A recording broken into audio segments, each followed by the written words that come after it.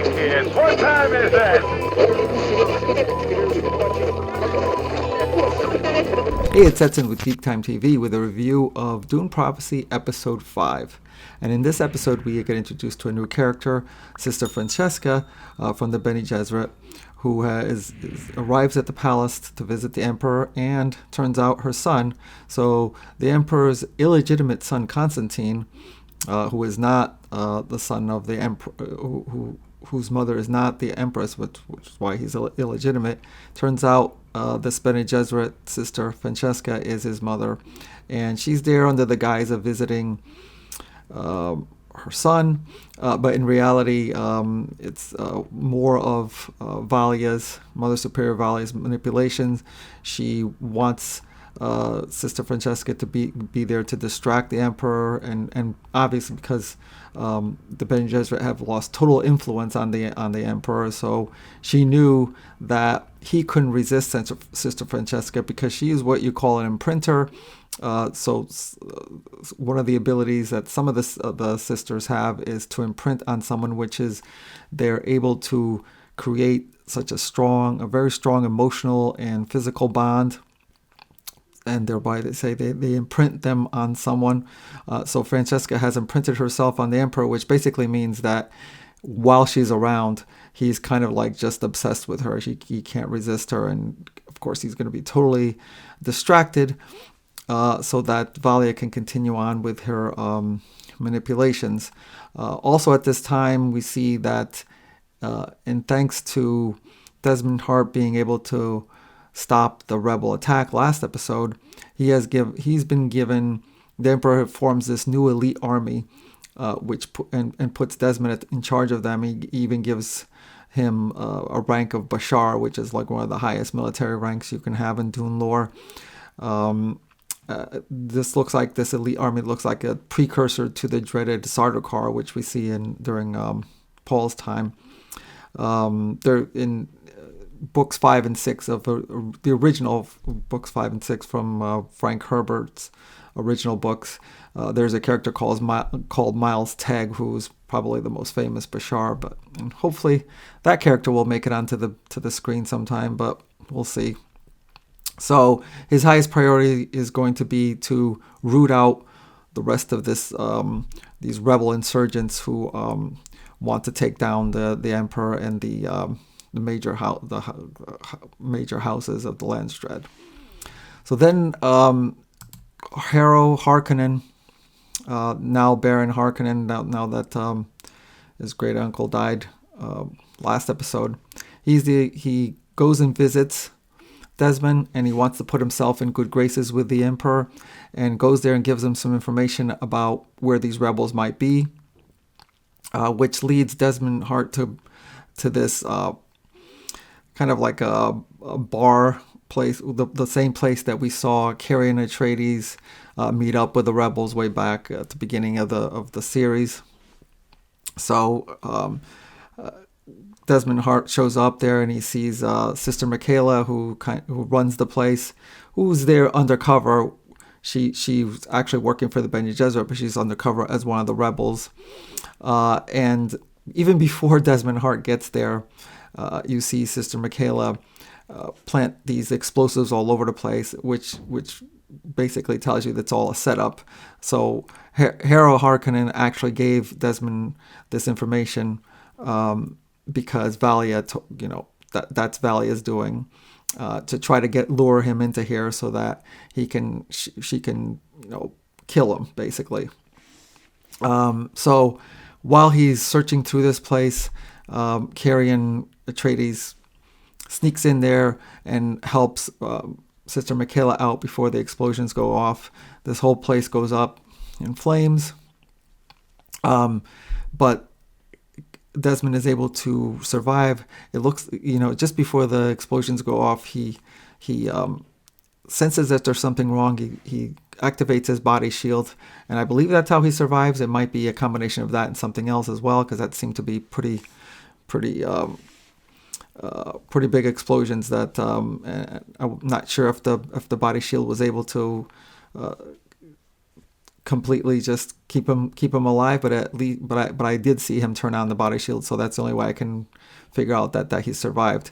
And a few minutes before that, as he's searching through this place, he does find the Bene Gesserit robe, which basically tells him the Bene Gesserit are in league with these rebels or somehow involved with these rebels. But of course, after the explosion, this evidence gets destroyed, so he doesn't have anything to present to the Emperor. But at least he knows now the Sisterhood is involved with these rebels, and that just gives him another reason to take them down. After this, Carrion Atreides sneaks back into the palace.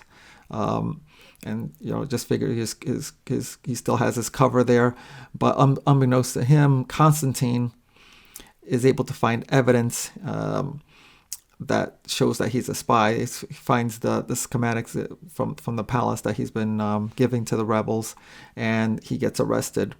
It seems a little suspicious that it looks like Constantine finds this evidence very easily, like it's all laid out. It looks like it's inside of a locker that Carrion has, and it looks like it's all open and everything. It seems weird that Carrion is that careless with this. It's almost like it was left there for Constantine to find. I don't know, but maybe we'll find out more of that in the next episode, or maybe I missed something. If I missed something, please let me know in the comments. But it seemed like kind of very easy for him to have found it. So Carrion is arrested. Later on, Princess Inez visits him in his cell. He's suspended up in the air, like when Desmond was a prisoner, was also suspended. And she asks him, was everything a lie, that he was there? And he tells her no. His feelings for her are genuine, but he is willing to die for the cause that these rebels have, which is basically that the Imperium should not be lorded over by the Emperor, and the houses major and everyone else kind of has to suffer. And you could see that she's sympathetic to this. So what it looks like, what I think is probably going to happen, is that she's going to help him escape and somehow keep fighting with this cause. So it looks like it's going to be like this. At least 3 major factions going on as we head towards the final episode next week, with the Bene Gesserit Sisterhood and the Desmond Hart with the Emperor's forces, and then we still have this wild card of the rebels out there. So then we have back on Wallach 9, with the Sisterhood is Lila. She looks like she's possessed by one of her ancestors. So when the sisters go through this process, they call it the agony, to become a Reverend Mother, they gain access to all of the ancestral memories on their female side, and Lila is the great granddaughter of the very first Mother Superior Raquella. So it looks like she has taken over Lila's body. It's like the Dune version of being possessed.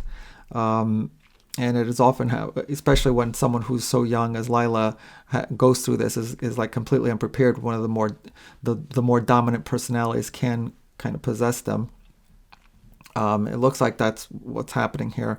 It might not be her. It might be someone else. It might be Dorothea, her mother, who has something against, obviously, Valia, who killed her. But it looks like it's Mother Raquella, who then goes and analyzes the evidence that they have from Sister Kasha, who got killed by Desmond, and she realizes that it was a virus, some airborne virus that lodged itself into the Kasha's brain, the amygdala, the fear center, and that's how she was killed. Now, that does give us some kind of insight about how she was killed, but not exactly, because if Desmond Hart's going around infecting people with this virus, how is it that he's activating the virus to hit certain specific victims? It's not just not just everybody that he comes in contact with. I don't know. And it still looks like he still has some kind of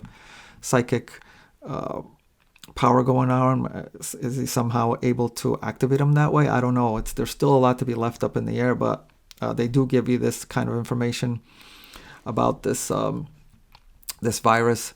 And maybe in the next episode we will see Dorothea come and possess her and cause all sorts of issues for the Sisterhood, because like I said, she's probably vengeful against Valia for having killed her. And then we get our final reveal of the episode, which is we remember on the last episode, Valia had taken a blood sample of Desmond and she sent it back to Tula. So Tula takes the blood sample down underground into this room, which the AI is in control of all their genetic information, and has the blood, Desmond's blood analyzed by the AI. And I kind of love how the way they do this to identify him. They have like these lights that showing the bloodlines. Like this light here says, I believe was the Atreides bloodline, and then they have another light that's showing the Harkonnen bloodline. So he's both Atreides and Harkonnen, and then they identify his face as a baby there. And Tula immediately recognizes who he is.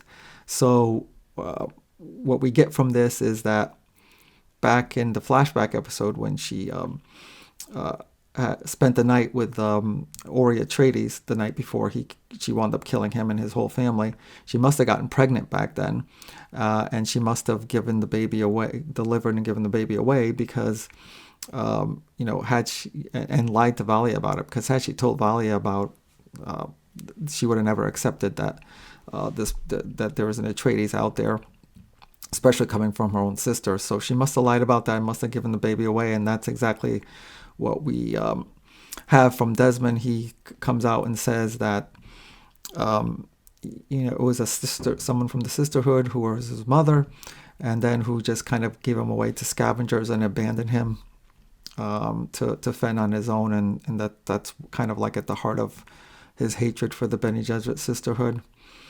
And of course now Tula has all this big secret, has been living with this big secret that's obviously going to cause a conflict between her and Valia when Valia finds out that she's been lying this whole time. So that's going to be thrown into the mix in the finale episode. So all sorts of things up in the air. You got Carrion and the princess out there, wild cards. You got Desmond trying to take down the Sisterhood, and Tula's going to come in conflict with Valia. So I love how they set up this whole thing for the finale. Definitely this episode was much, much better than the previous episodes. You got a lot more both characterization and story moving forward. This is probably the best episode of the series so far, which I know based on my ratings isn't saying much, but this might be the best episode so far, which is great because it's leading up to the finale, and hopefully the finale will be the best episode. And I don't know if there's still a lot to uncover, and I don't know if they're going to leave anything up in the air hoping for a second season. I don't know, but still I very much like this episode a lot compared to the previous ones. I give it a solid 7 on this. Once again, bringing more things from the Dune lore about the Bashar and the imprinter and the imprinting process, and we got some revelations. So definitely excited to see what they do with that last episode, and I hope they come to a great finish. Let me know what you think about this, and looking forward to the finale on this, and I'll talk to you soon. Thanks for watching GeekTime TV. If you like this video, please subscribe to the channel. If you subscribe, make sure to check the little bell icon anytime someone from our network drops new content here. Want some GeekTime swag? Check out the merchandise available in the GeekTime TV store, linked in the channel description below. Share GeekTime TV with friends, and as always, thank you for your support. We'll see you soon.